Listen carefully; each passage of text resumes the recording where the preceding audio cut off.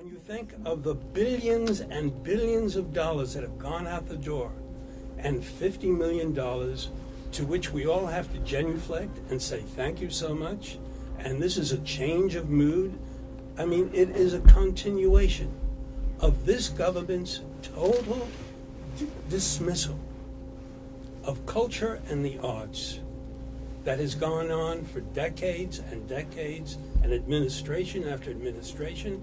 And my question to you is really, how do we change that mindset once and for all? I mean, when you consider the Ministry of, and I know speaking about the French is taboo, but they do some good things once in a while. You have to remember Lafayette.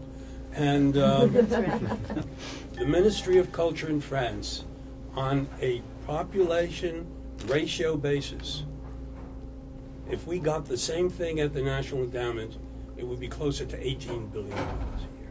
Of course, the Ministry of Culture in France has a somewhat different mandate. Yes. But it is that appreciation and that respect for culture of their nation that is fundamentally different than what we have here. And my question is, how do we change that? Ray, I'd love to, because the beauty of having lived in Washington now for 25 years is that I can go to either side of any issue.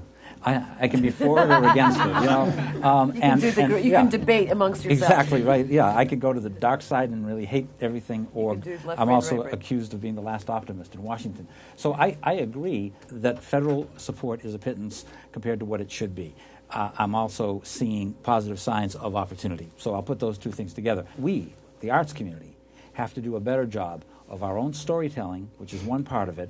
We have to do a better job of really recognizing what we actually do have. And, you know, my take of the nonprofit arts industry in America, you add up the 100,000 nonprofit organizations, it's a $63 billion budget. And if you count tax return or the tax incentive, it's about $16 billion of that 62 that comes from government, federal, state, and local.